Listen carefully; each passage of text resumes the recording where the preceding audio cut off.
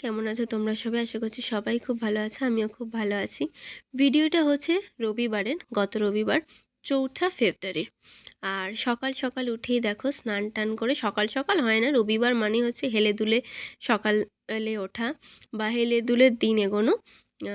এটা যখন রেডি হচ্ছি তখন মানে আমি অবশ্যইভাবে কোনো কথা বলতে পারছিলাম না, আমাকে ভয়েস ওভারই দিতে হলো। তার কারণ হচ্ছে প্রচণ্ড গান বাজছিল।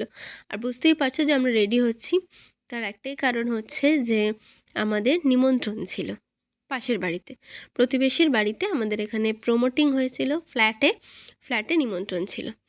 তো আমার মা, একটা কথা বলে রাখি, মা অনেকক্ষণ ধরে জানতো না যে ভিডিও চলছে, জানো তো। পরে যখন আমি বললাম যে ভিডিও চলছে, তখন মা এত লজ্জায় পড়ে গেছে, কিন্তু আমি বললাম থাক, মা যেমন করছে একটু থাকুক। মানে মা ভাবছিল এমনি ফোনটা রাখা। যাই হোক, এবার আসল কথায় আসি। সেটা হচ্ছে যাদের অ্যাকচুয়ালি জায়গার ওপর প্রমোটিং হচ্ছে তারা হচ্ছে আমাদের প্রতিবেশী, এবং সেই জন্য যখনই যাদের গৃহপ্রবেশ হয়েছে তারা তখনই আমাদের নিমন্ত্রণ করেছে। আর কার গৃহপ্রবেশ সেটা বলে রাখি, সেটা হচ্ছে, যেটা বলে তোমরা বুঝতে পারবে, সেটা হচ্ছে শ্যামলী মাসির ছোটো ভাইয়ের গৃহপ্রবেশ, ফ্ল্যাটের গৃহপ্রবেশ, মন্টু মামাদের গৃহপ্রবেশ। আর এই যে দেখো আমরা ওদের বাড়িতে চলে এসেছি। আর ওদের ফ্ল্যাটটা হচ্ছে একদম গ্রাউন্ড ফ্লোরে, ওদের ওপরে নেয়নি। এটাতে আমার মা খুবই সুবিধা আমার মায়ের মনে হয়েছিল, কারণ হচ্ছে আমার মায়ের প্রচণ্ড পায়ের ব্যথার প্রবলেম আছে, তোমরা জানো। যাই হোক, গিয়ে আমার বাবা আগে খেতে বসে গেছিলো। আর এখানে এবার দেখাই হচ্ছে, এটা হচ্ছে মামি, মানে মন্টু মামার স্ত্রী, এবং হচ্ছে এটা হচ্ছে মন্টু মামার মেয়ে। আমি না ওর মেয়ের নামটা আমি জানতাম, কিন্তু আমি ভুলে গেছি। খুব মিষ্টি মেয়েটা, খুবই মিষ্টি, চুপচাপ, শান্ত। আর ওর যেটা সবচেয়ে ভীষণ পছন্দের আমার জিনিস হচ্ছে, যেটা হচ্ছে চুল। ওর প্রচণ্ড ঘন চুল। ওকে আমি যখনই দেখা হয়, আমি বা মা বলে যে তোর চুলটা কী সুন্দর। আর এই দেখো, আগে পেট পুজোর কাজই আসল।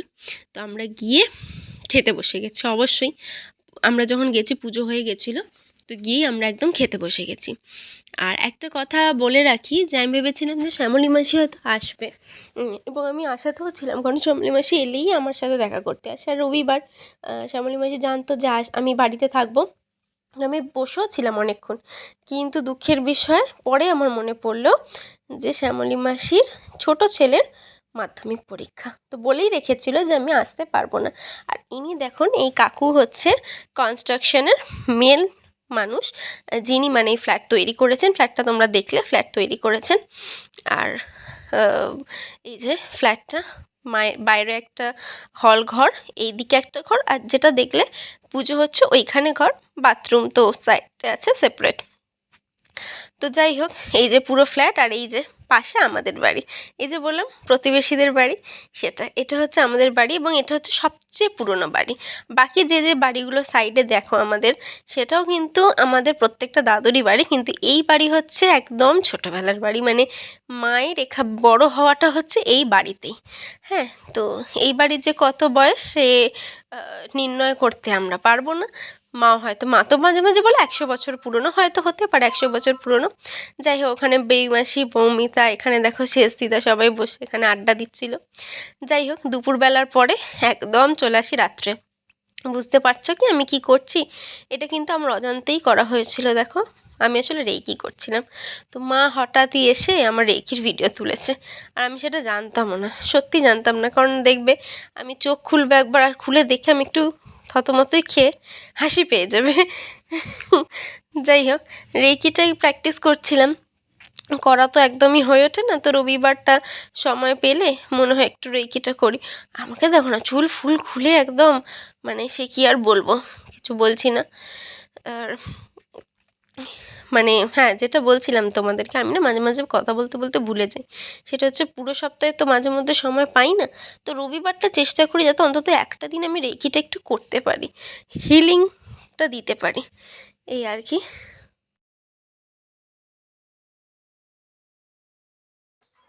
গুড মর্নিং, কেমন আছো তোমরা সবাই? ভাবছো যে কি হলো, হঠাৎ করে কোথা থেকে গুড মর্নিং চলে এলো। কালকে আমরা গেছিলাম গৃহপ্রবেশ বাড়িতে, তোমরা সবাই জানো, সবাই মিলে, তোমরা সবাই সেটা জানো। কিন্তু তারপরে বাড়ি এসে, ওখানে তো প্রচণ্ড গান চলছিল, তো বাড়ি আসার পরে আমি একটু শুয়ে পড়েছিলাম। কিন্তু আমি জানতাম আমি ব্লগ বানাবো, ইভেন আমার একটা জিনিস দেখানোরও ছিল, কিন্তু দুঃখের বিষয় হচ্ছে এত গান চলছিল আর তারপরে হচ্ছে যে আমাদের ঘরেও লোক এসেছিল, তো সেই জন্য আর না ব্লগটা করা হয়নি। তো যাই হোক, এই জন্য আমরা কন্টিনিউ আসতে মা লেগে যাবে, আমরা আর ব্লগটা কন্টিনিউ করতে পারিনি। যাই হোক, সেই জন্য আজকে থেকে আবার শুরু করলাম। আজ হচ্ছে সোমবার, দেখতেই পাচ্ছ রেডি হচ্ছে। কালকে যে জামাটা পরে গেছিলাম সেই জামাটা পরেই আবার আজ যাচ্ছি। এটা তোমরা সবাই জানো যে জামাটা আমি বের করে দুদিন পরে নিই, তারপরে আমি আবার কেচে কুচে তুলে দিই, আবার নেক্সট জামা বার করি। এটাই আমার পলিসি, বুঝেছো? চুলটা বাঁধি, খাবারও এসে গেছে, আবার খেতে বসবো।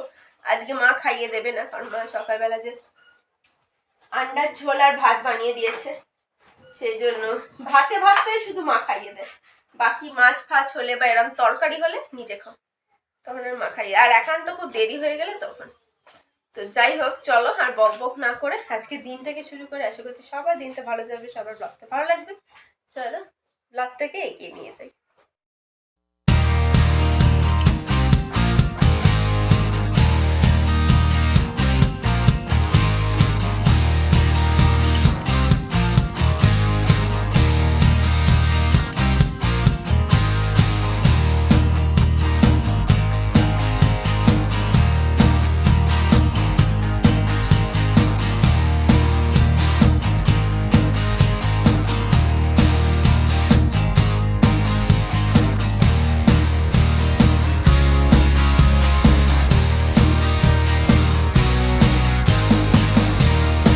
হ্যালো, গুড ইভিনিং বলবো না গুড নাইট একেবারে বলবো বুঝতে পারছি না।